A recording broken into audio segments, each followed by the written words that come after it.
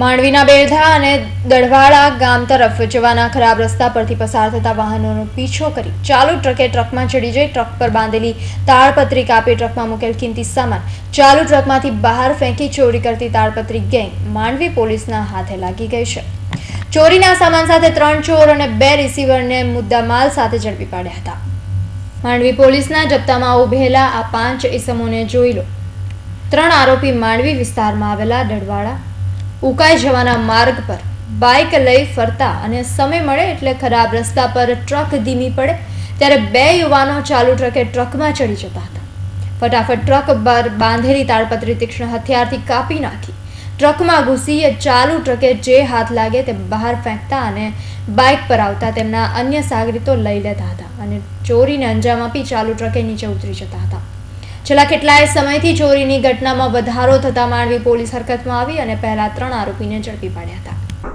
ગતરોજ અમો તથા અમારી સાથેના પોલીસ કોન્સ્ટેબલ દિનેશ કુરજીભાઈ, મુકેશભાઈ, અતુલભાઈ, હસમુખભાઈ વગેરેના પેટ્રોલિંગમાં હતા।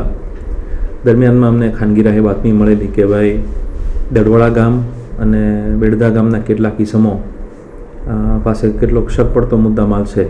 આ બાબતે અમે જાતેથી પોલીસ સાથે રાખી સ્થાનિક 2 પંચો અને બીટ કોન્સ્ટેબલ હેડ કોન્સ્ટેબલને સાથે રાખીને તપાસ કરેલી, જેથી રવિ ઉર્ફે રગિયાભાઈ છે એમના ઘરમાંથી અમને સ્ટીલની જાળી, સ્ત્રીઓ માટેના કપડાં, પછી મીઠું, ચોખા આવી વસ્તુઓ મળી આવેલી।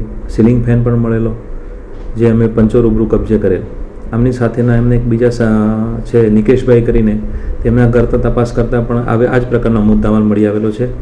એમની સાથે સાથે બીજા એક ભાઈ છે યોગેશભાઈ કરીને, યોગેશભાઈ ગામિત, તેઓના ઘરે પણ આ જ પ્રકારની સમાન માર્કાવાળી અને સરખી જ વસ્તુઓ મળી આવેલી, જેથી અમે પંચનામાના આધારે કબજે કરેલી અને પછી એમની પૂછપરછ કરતાં તેઓએ આ તમામ વસ્તુ ચોરી કરેલાનું જણાયેલું છે અને આ વસ્તુ એમને ચોરી કરી અને ખાધા ખોરાકની જે વસ્તુઓ છે એ પોતે પોતાના ઘરમાં વાપરેલી છે અને વેચવા લાયક વસ્તુઓ છે તે બજારમાં વેચી કાઢેલી છે।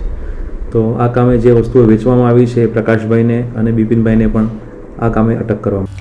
માંડવી પોલીસના હાથે પકડાયેલા 3 આરોપીની પૂછપરછમાં ચોરેલો માલ માંડવીમાં રહેતા પ્રકાશ અને બિપિન મોદી નામના ઇસમોને વેચ્યો હોવાનું બહાર આવતા પોલીસે બંને રિસીવરની ધરપકડ કરી ચોરેલો મુદ્દામાલ કબજે કર્યો હતો। માંડવી પોલીસે 20,000થી વધુનો મુદ્દામાલ કબજે કરી વધુ તપાસ હાથ ધરી છે। ખાસ તો આ વિસ્તારમાં જંગલ વિસ્તાર છે, એટલે રાત્રિના સમયે જે ઉકાઈ તરફથી આવતો રસ્તો છે સુનસાન હોય છે અને હાલમાં ચોમાસું ગયા પછી આખો રસ્તો બહુ ખરાબ થઈ ગયો છે, જેના કારણે ટ્રકો જેમાં ઓવરલોડ હોય એટલે કે જે લોડિંગ વ્હીકલ્સ છે એટલી સ્પીડથી નથી ચાલી શકતા। ખાસ કરીને મગતરા ગામની આગળ જે 2 થી 3 મોટા બમ્પ છે અને ખાડાઓ છે ત્યાં આ લોકો પાછળ ધીમી ગતિએ વાહન રાખે અને 1-2 માણસ સંતાયેલા હોય એડવાન્સમાં તો વાહન ધીમું પડે એટલે ટ્રકની પાછળ ચડી જાય, એની ઉપર ઢાંકેલી તાડપત્રીને પોતાની પાસેનું હથિયાર જે ખાસ કરીને પતરી અને સાદી કટર હોય છે એનાથી કાપી કાઢે અને જેમ જેમ વાહન ધીમું પડતું જાય એમ વસ્તુને નુકસાન ઓછું થાય એ દ્રષ્ટિએ વસ્તુ નાખતા જાય અને પછી બળતલ બાજુ આવતા એ પોતે પણ ટ્રક ધીમી પડે ઉતરી જાય। આ પ્રક્રિયા છેલ્લા 3 મહિનાથી ચાલુ હતી એવી માહિતી છે અને બીજા કામે ગુનાઓ પણ શોધાય એવી પૂરેપૂરી શક્યતાઓ છે। હાલમાં ગુનાઓ જોવા જતાં તો એક ટ્રક દીઠ એક વસ્તુ ગણીએ તો 17 જેવા ગુના થાય છે। એમને અડદની દાળ છે, ચોખા, ખાંડ, સીલિંગ ફેન, ટેબલ ફેન, પછી એલઈડીનો બલ્બ છે, લેડીઝના કપડાં છે, ડ્રેસ મટીરિયલ છે, આવી બધી વસ્તુઓ રિકવર કરી છે। તાડપત્રી છે, પછી પાણીવાળવાનો જે પાઇપ આવે છે ખાસ કરીને પ્લાસ્ટિક।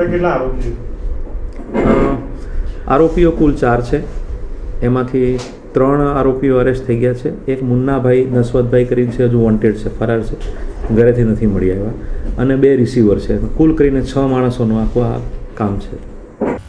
માંડવી પોલીસે ચોરીના આરોપમાં 3 યુવાનો અને ચોરીનો માલ ખરીદનાર 2 રિસીવર મળી 5 લોકોની ધરપકડ કરી છે।